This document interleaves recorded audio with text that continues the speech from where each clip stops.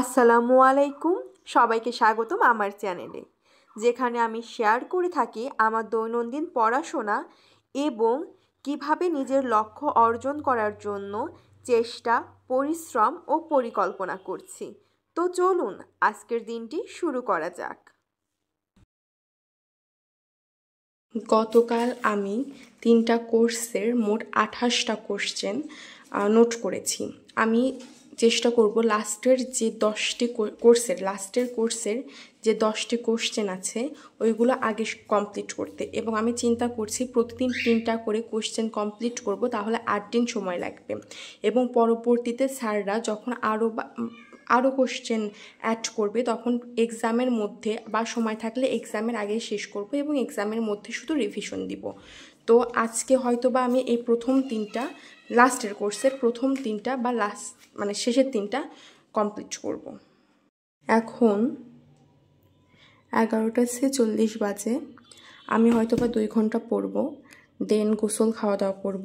তো আমি টাইমারটা অন করে নিই। এই যে টাইমার অন হয়ে গেল এবং আমি পড়াও শুরু করব। প্লিজ আপনারা আমার ভাঙা ফোনটি ইগনোর করবেন। আসলে আমি যে ফোনটাতে ভিডিও করি সেটা মোটামুটি ভালো এবং নতুন, এবং এটা আমার আগের ফোন। এই নতুন ফোন কেনার আগে যেটা ছিল তো ওইটা একদমই ভেঙে চুরে গেছে। জাস্ট আমি টাইমার এবং টাইম দেখার জন্য ফোনটি ইউজ করি, এবং ফোন থেকে কোনো প্রয়োজনীয় নোট বা কিছু ফোন থেকে পড়াশোনা করার জন্য ওইটা ইউজ করি যখন আমি ভিডিও করি। যাই হোক, তো দেখালামই তো অলরেডি 11:46 বাজে, কিন্তু আমি উঠেছিলাম 9টা, 9:30টার দিকে।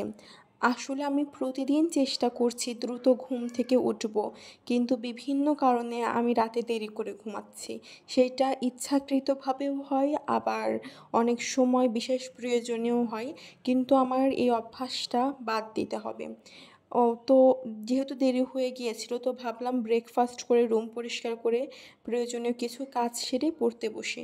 তো পড়তে বসতে অলরেডি অনেক বেলা হয়ে গিয়েছিল। আজ পড়তে পড়তে আমার প্রচুর মাথা ব্যথা করছিল। মাঝে মাঝে মনে হচ্ছিল মাথার ভিতর কেমন জিলিক দিয়ে উঠছে। তারপরেও আমি পড়ছিলাম, কারণ আমি ডিটারমাইন্ড ছিলাম যে যেভাবেই হোক আমাকে পড়তে হবে, এই অভ্যাসটা আমাকে গড়ে তুলতে হবে।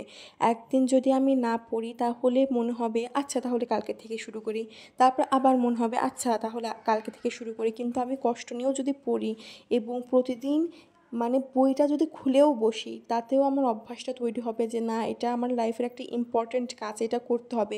যেমন 3 বেলা খাবার খাই আমি, সেরকমই আমাকে পড়াশোনাটাও করতে হবে এবং আমার ভালো রেজাল্ট করা লাগবে, একটা ভালো পজিশনে যাওয়া লাগবে।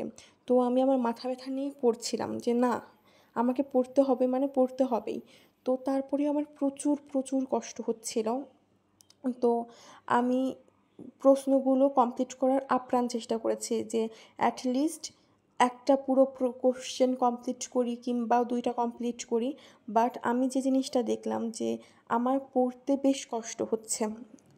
আমি লাস্ট কবে বই হাতে নিয়েছি ঠিক করে আমার মনে নেই। তো ভিডিও শুরু করার আগে। তো এটা আবার সেই প্র্যাকটিসে নিয়ে আসতে, যে পড়াশোনার ভিতর নিজেকে রাখতে কষ্ট হবে, প্রথম কষ্ট হবে, তারপরে ঠিক হয়ে যাবে। এটা আমার মনে হয় যে একটা জিনিস অভ্যাস করতে কষ্ট হয়, কিন্তু আস্তে আস্তে এটা অবশ্যই ঠিক হয়ে যায়।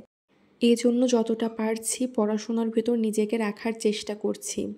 প্রতিদিন 5 মিনিটের জন্য হলেও পড়াশুনো করব, বইটি খুলে বসবো ইনশাআল্লাহ।